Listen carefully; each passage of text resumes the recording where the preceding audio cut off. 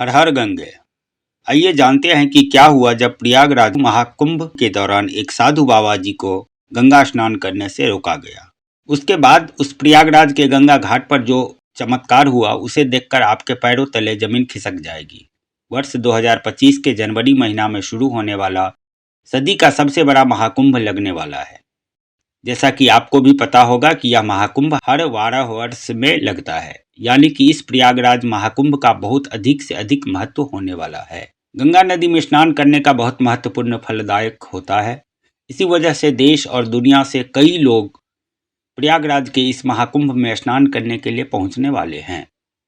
लेकिन हाल ही में जो घटना सभी के सामने आ रही है, उस खबर ने सभी के होश उड़ा दिए हैं, जहां पर एक साधु बाबा को गंगा स्नान करने से रोका गया।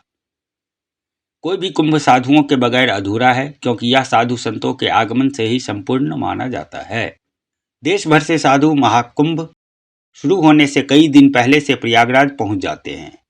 इस घटना की शुरुआत होती है मध्य प्रदेश राज्य के महेश्वर घाट में रहने वाले राधानंद जी महाराज से। राधानंद जी महाराज नित्य सुबह 4 बजे उठकर स्नान किया करते थे और भिक्षा प्राप्त करने हेतु निकल जाते थे। श्री राधानंद जी महाराज बाबा जी ने अपने जीवन काल में सांसारिक सुख का त्याग करके कई तपस्याएं की और कई सिद्धियां हासिल की। वे महेश्वर के घाट पर ही निवास करते थे। जब उन्हें प्रयागराज महाकुंभ की खबर लगी, तब श्री राधानंद जी महाराज महाकुंभ में जाने के लिए बहुत ही उत्साहित थे। उनका इच्छा थी कि वह महाकुंभ में तकरीबन 1 महीने पहले पहुंच जाना चाहिए, क्योंकि बाबा वहीं पर 2 से 3 महीनों तक महाकुंभ में बिताना चाहते थे। उनका ऐसा कहना था कि महाकुंभ वह पवित्र समय होता है जहां पर देवी देवता स्वयं महाकुंभ में मौजूद होते हैं।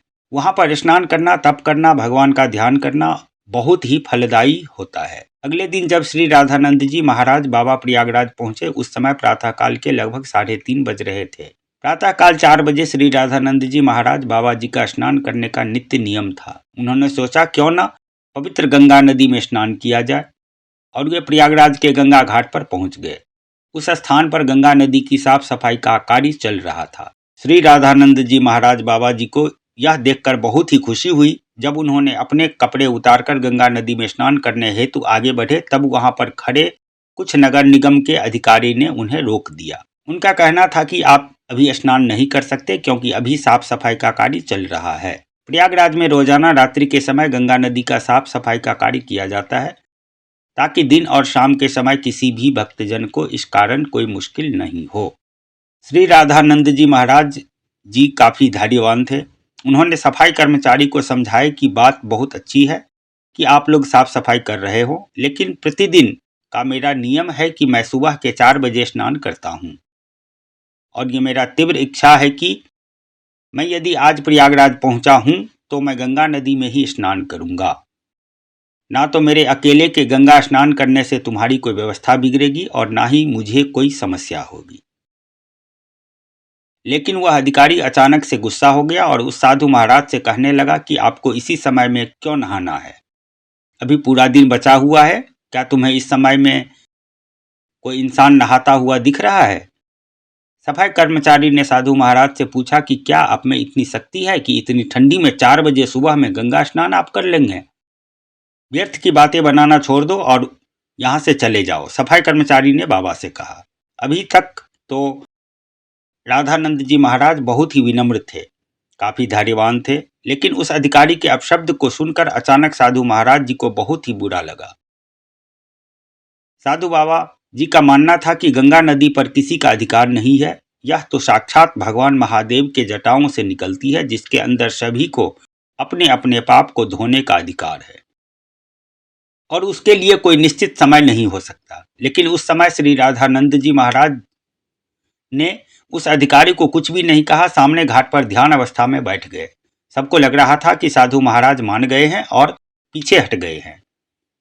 अब जब पुनः गंगा नदी के अंदर साफ सफाई मशीन को शुरू किया गया, तो अचानक से एक घटना घट गई। फिर से सफाई मशीन शुरू होने का नाम ही नहीं ले रही थी। ऐसा लग रहा था कि मानो कि वह मशीन जाम हो गई है, बहुत सा कचरा मशीन के अंदर फंस गया हो। अधिकारियों ने सफाई मशीन को देखा परखा, उसके अंदर का सारा कचरा बाहर निकाल दिया। सभी को उम्मीद थी कि मशीनें फिर से काम शुरू करना कर देगी। लेकिन जब मशीन शुरू की गई तो कोई भी मशीन चालू होने को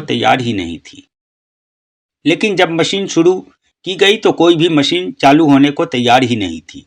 सभी अधिकारी बहुत ही हैरान थे, लेकिन जब मशीन नहीं चालू हुई तो कई मैकेनिकल इंजीनियर को घाट पर बुलाया गया। सभी मैकेनिकल इंजीनियर ने मशीनों को अच्छी तरह से जांचा परखा और यही पाया कि सारी मशीन तो सही है, लेकिन इसकी चालू नहीं होने का कारण किसी भी मैकेनिकल इंजीनियर को समझ नहीं आ रहा था। श्री राधानंद जी महाराज जी अभी भी उसी घाट पर ध्यान लगाए हुए बैठे हुए थे। गंगा नदी का उस दिन का साफ सफाई का कार्य रुका हुआ था। सभी लोग बहुत ही हैरान थे।